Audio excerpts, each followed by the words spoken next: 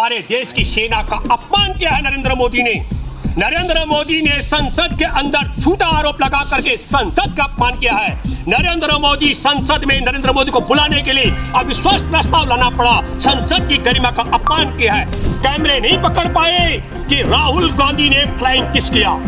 लोकसभा अध्यक्ष तो ध्यान से सुन रहे थे राहुल गांधी को, उनको नहीं पता लगा कि फ्लाइंग किस किया। लेकिन एक पति चोर है संसद के अंदर, पति चोर, वो राहुल गांधी के सामने भी नहीं, बहुत एंगल अलग था, पर पति चोर ने मोदी जी के कहने के मुताबिक फील्डिंग पर सिक्सर की जगह सेक्सर मार करके कहा कि ये महिलाओं को फ्लाइंग किस किया है, फ्लाइंग किस। खूनी खेल खेला है पीएम मोदी के बयान पर ममता बनर्जी का हमला। खूनी खेल नहीं है। देखिए, मैं एक बात बताना चाहता हूं आपके माध्यम से। संसद का पहले आप समझिए, हमारे देश के अंदर एक राज्य जल रहा हो और देश में संसद में प्रधानमंत्री को बुलाने के लिए एक राज्य के संदर्भ में प्रधानमंत्री आके बात रखे मणिपुर के विषय में, विपक्ष को अविश्वास प्रस्ताव लाना पड़ा। आपको मालूम है 20 जुलाई से संसद सत्र शुरू हो गया, 21 दिन लग गए प्रधानमंत्री को संसद में आने में, और फिर मणिपुर पर 4 मिनट बोला गया। पूरे जो जुमलेबाजी हुई है उसमें मैं ये कहना चाहता हूं, जिस प्रकार की भाषा का उपयोग किया गया कि मेरे देश के नागरिकों पर बम वर्षा कराई गई थी, क्या वहां वायु सेना विदेश की थी, दूसरे देश की थी? हमारे देश की सेना का अपमान किया है नरेंद्र मोदी ने। नरेंद्र मोदी ने संसद के अंदर झूठा आरोप लगा करके संसद का अपमान किया है। नरेंद्र मोदी संसद में नरेंद्र मोदी को बुलाने के लिए अविश्वास प्रस्ताव लाना पड़ा। संसद की गरिमा का अपमान किया है। और मैं फिर दावे से कहना चाहता हूं, नरेंद्र मोदी ने जो कुछ संसद के अंदर, सवाल क्या थे संसद में? सवाल था, लेकिन सवाल से पहले सुनिए, प्रधानमंत्री ने कहा था कि विपक्ष फील्डिंग लगाएगा, छक्के और चौके यहां से लगेंगे। आपको पता क्या छक्के लगे? सेक्सर की जगह सेक्सर मारा केंद्रीय मंत्री, पति चोर। मैं बात कर रहा हूं स्मृति ईरानी का। लोकसभा में जो कैमरे लगे हैं उनको नहीं पता लगा, कैमरे नहीं पकड़ पाए कि राहुल गांधी ने फ्लाइंग किस किया। लोकसभा अध्यक्ष तो ध्यान से सुन रहे थे राहुल गांधी को, उनको नहीं पता लगा कि फ्लाइंग किस किया। लेकिन एक पति चोर है संसद के अंदर, पति चोर, वो राहुल गांधी के सामने भी नहीं, बहुत एंगल अलग था, पर पति चोर ने मोदी जी के कहने के मुताबिक फील्डिंग पर सिक्सर की जगह सेक्सर मार करके कहा कि ये महिलाओं को फ्लाइंग किस किया है, फ्लाइंग किस। लेकिन सबूत नहीं मिला, इसीलिए मैं कह रहा हूं सबूत कहां।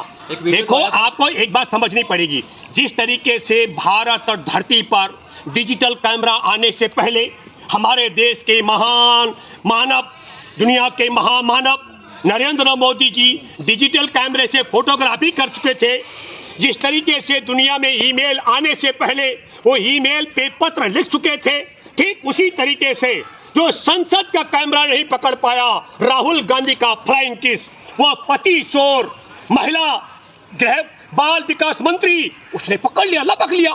लेकिन वो क्या था, असल में यही था छक्का और चौका। मेरे एक पत्रकार दोस्त हैं, जनसत्ता के एडिटर रहे, सेवानिवृत्त हो चुके हैं, उन्होंने हमसे कहा, भूपेंद्र रावत ये बताओ 2024 के चुनाव में क्या होगा।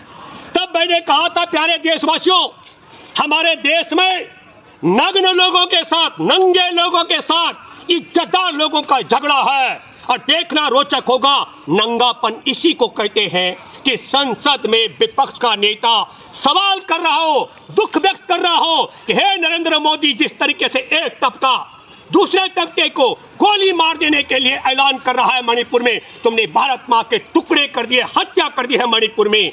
और ऐसा सवाल करने वाला, मणिपुर में क्यों नहीं जा रहे हो, मुख्यमंत्री को क्यों नहीं हटा रहे हो, मणिपुर पर चुप्पी क्यों साध रखी है, इस प्रकार के सवाल करने पर राहुल गांधी पर जिस तरीके से फ्लाइंग किस करने का न केवल आरोप लगा, लिखित रूप में चिट्ठी दी गई है पति चोर महिला की अगुवाई में।